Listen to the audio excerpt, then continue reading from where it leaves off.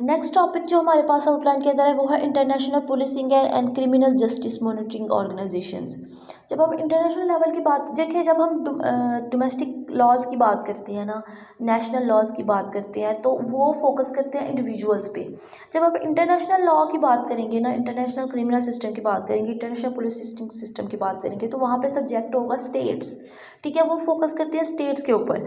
और इसका जो मकसद है इंटरनेशनल पुलिसिंग और इंटरनेशनल क्रिमिनल जस्टिस सिस्टम का, वो है ग्लोबल सिक्योरिटी को प्रमोट करना, नेशन के दरमियान कोऑपरेशन को प्रमोट करना। ठीक है, और दूसरे जो ट्रांजैक्शनल क्राइम्स वगैरह हैं उनको फोकस करना। ठीक है, तो कुछ ऑर्गेनाइजेशंस हैं इंटरनेशनल लेवल पे बनाई गई हैं जो कि इंटरनेशनल क्रिमिनल जस्टिस के हवाले से काम करती हैं। So let's discuss. पहले हमारे पास है United nation Asia and for east institute for prevention of crime and the treatment of offenders. ये 1962 में बनाई गई थी और ये ट्रेनिंग एंड रिसर्च इंस्टीट्यूट है, जो कि इसका जो हेडक्वार्टर है वो टोक्यो में है, जापान में।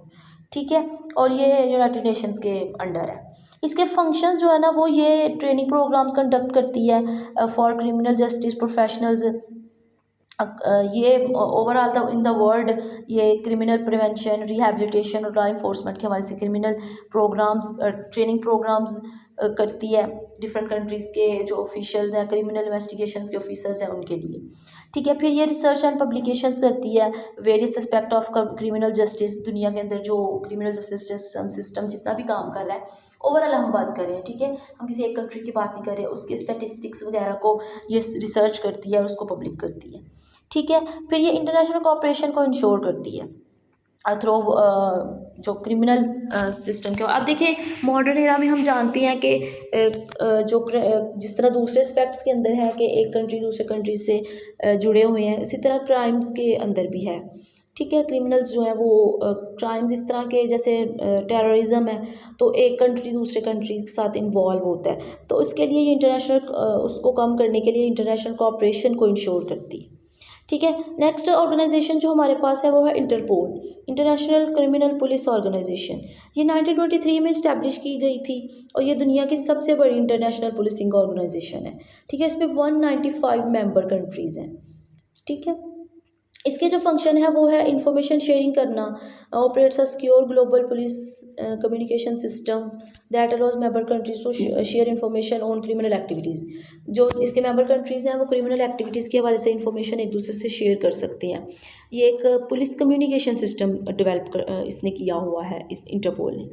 ठीक है, coordination of operations, coordinate multi national cooperation to combat transactional crimes.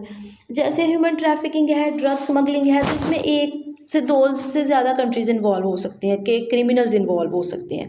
ठीक है, फॉर एग्जांपल पाकिस्तान से अफ़गानिस्तान में जो है वो मनी लॉन्ड्रिंग की जाती है, या वहाँ से ड्रग की जाती है, स्मगलिंग की जाती है, ह्यूमन ट्रैफिकिंग की जाती है, साइबर क्राइम्स होते हैं, तो इसमें क्रिमिनल्स जो है ना वो डिफरेंट कंट्रीज से इन्वॉल्व होते हैं। तो इंटरपोल के प्लेटफॉर्म पे ये इंश्योर किया जाता है कि जब इस तरह के क्राइम्स के अंदर इन्वेस्टिगेशन हो तो मेंबर कंट्रीज एक दूसरे से कोऑपरेट करें। ठीक है, फिर ये कैपेसिटी बिल्डिंग करती है, इसमें ये training and technical assistance member countries को प्रोवाइड करती है ताकि वो अपनी लॉ इन्फोर्समेंट कैपेसिटीज़ को बेहतर कर सकें। ठीक है, थर्ड जो हमारे पास हमारे आउटलाइन के अंदर ऑर्गेनाइजेशन है वो है Europol, European union agency for law enforcement cooperation. ठीक है, ये 1999 में इस्टेब्लिश की गई थी। ये एक्चुअली एक रीजनल ऑर्गेनाइजेशन है। ठीक है, ये यूरोप के अंदर लॉ इन्फोर्समेंट, जो यूरोप के मेंबर कंट्रीज़ हैं यूरोपियन यूनियन के, उनको लॉ इन्फोर्समेंट, उनके दरमियान एक कोऑपरेशन को इंश्योर करती है। इसके फंक्शंस में इंटेलिजेंस शेयरिंग आता है, इंटेलिजेंस जो इंटेलिजेंस फैसिलिटीज़ हैं और इंटेलिजेंस इंफॉर्मेशन है, इसमें ये मेंबर्स कंट्रीज़ के दरमियान शेयर करते हैं।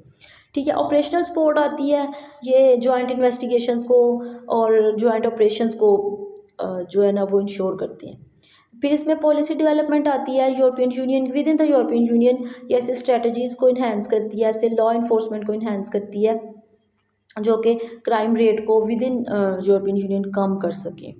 ठीक है, हमारे पास जो नेक्स्ट एजेंसी है इन्वेस्टिगेशन इंटरनेशनल पुलिसिंग एजेंसी, वो है United Nations office on drugs and crimes.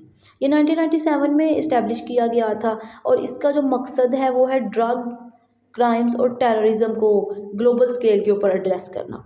ठीक है, इसके जो फंक्शन है वो रिसर्च एंड एनालिसिस करना ड्रग्स के हवाले से, drug trafficking, organised crimes, corruptions, इनके हवाले से, यानी वो क्राइम्स जो ड्रग के रिलेटेड हैं या जो जॉइंट क्राइम्स से रिलेटेड हैं, just like corruption, just like money laundering, तो उसको रिसर्च करना और उसके ऊपर डेटा प्रोवाइड करना। फिर ये कैपेसिटी बिल्डिंग करती है इस तरह के क्राइम्स जो कि जॉइंट क्राइम्स होते हैं उनके हवाले से, trainings and assistant member countries को प्रोवाइड करती है।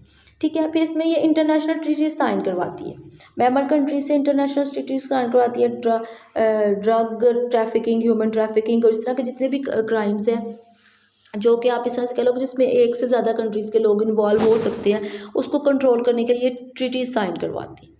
नेक्स्ट हमारे पास है जो ऑर्गेनाइजेशन है वो United Nations International Children's Emergency Fund. ये 1946 में डेवलप किया गया था और इसमें 150 कंट्रीज़ हैं। ये एक्चुअली ना चिल्ड्रंस के हवाले से है, उनके राइट्स को प्रोटेक्ट करना, उनकी वेल बींग्स को प्रोटेक्ट करना। ठीक है, इसके फंक्शंस में चाइल्ड प्रोटेक्शन है, चाइल्ड ट्रैफिकिंग को रोकना, चाइल्ड एक्सप्लॉयटेशन को, चाइल्ड वायलेंस को रोकना। ठीक है, और इसके हवाले से मेंबर कंट्रीज़ के अंदर बड़े स्ट्रॉन्ग लॉज और पॉलिसीज़ बनाती हैं।